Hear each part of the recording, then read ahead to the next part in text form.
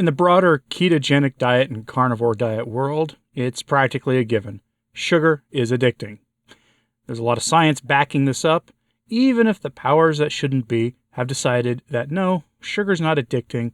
Carbohydrates aren't the problem. It's really that evil, evil red meat that's the problem.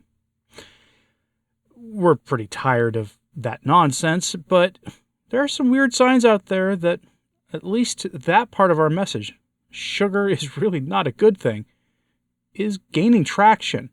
And it's coming from, in the latest instance of this, from New York City, of all places, where the mayor, a politician whom I have no respect for whatsoever on most things, did something actually really respectable.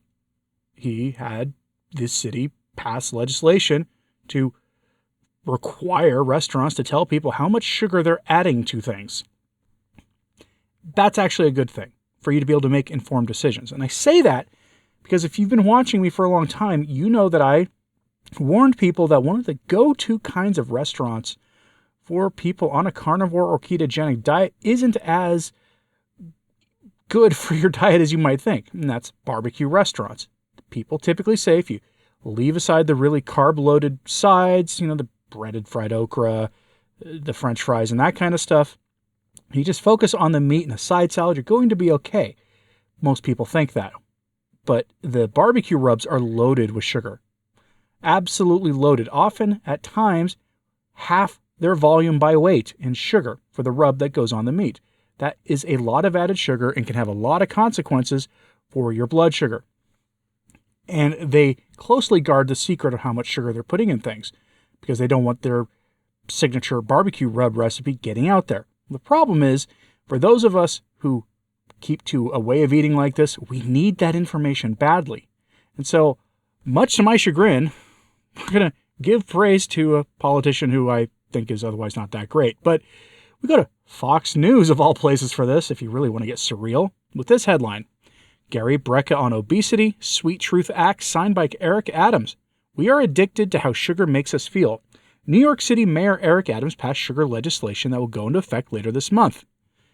Now, yes, for those of you who are wanting to keep track of this is Fox News positively covering New York City Mayor Eric Adams. I don't know what to say, other than let's take a look at the meat of the article.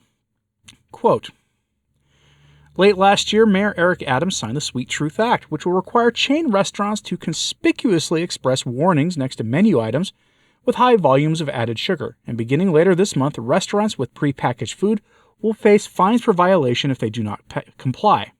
After years of a push for sugar legislation in New York City, Adams passed a bill into local law that requires chain restaurants with 15 or more locations in the city to indicate food and drink items with over 50 grams of added sugar with a black and white spoon in addition to the warning. I'm actually a fan of the legislation because what it's not doing is restricting its distribution. Gary Brecka, human biologist and co-founder of 10 Times Health Systems, told Fox News Digital during a video interview. Brecka has worked in functional medicine for 20 years, and his clientele includes David Beckham and Dana White, among other celebrities. At some point, I don't like to see the government coming in and saying you can only eat this and you can't eat that. But what I do like is adopting one of the foundational principles of modern medicine, which is informed consent.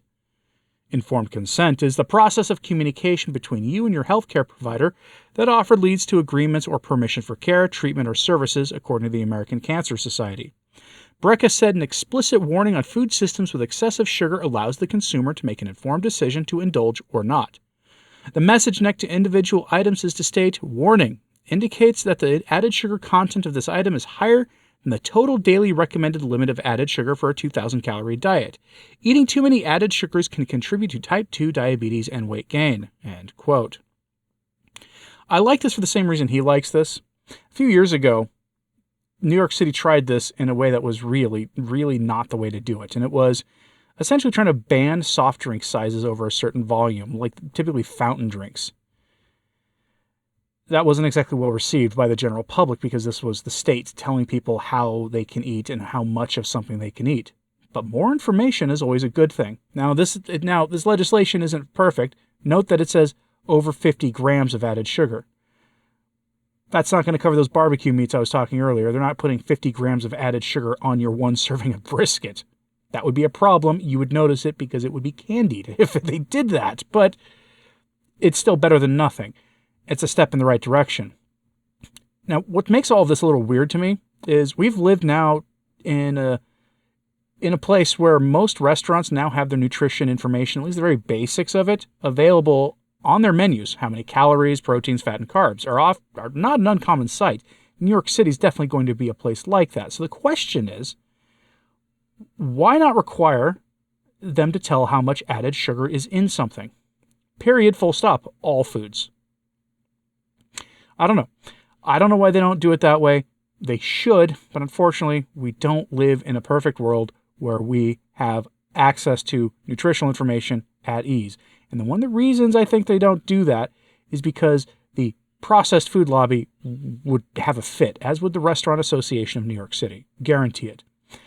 I'm from the West Coast originally, and in the city of Portland, probably the most powerful lobby, or one of the most powerful lobbies in the city of Portland, is the Portland Restaurant Association. If you are from the Northwest, you know what I'm talking about. Any health reforms trying to be passed at the municipal level and the state level often run into roadblocks from that powerful association, including food labeling laws, information for just having informed consent. All those things run into roadblocks from these groups. So it makes me wonder how they overcame this problem there.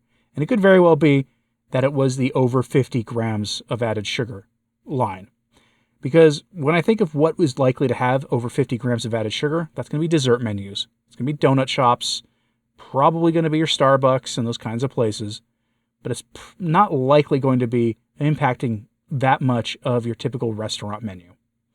Again, you go to Chili's and you order a cheeseburger and fries. Is there 50 grams of added sugar in that? Most of the time, probably not. So I'm not sure what to think of this, other than this is a step in the right direction. And good on Mayor Eric Adams for getting that kind of legislation moving forward. Let me know what you think about this in the comments. Please, your thoughts on this. Is this good legislation, just a waste of time? Let me know what you think about this. Hit like and subscribe. If you haven't, it does help. Sharing this on social media helps a lot too. I'm Anthony Stine, the Practical Carnivore. Thanks for tuning in today.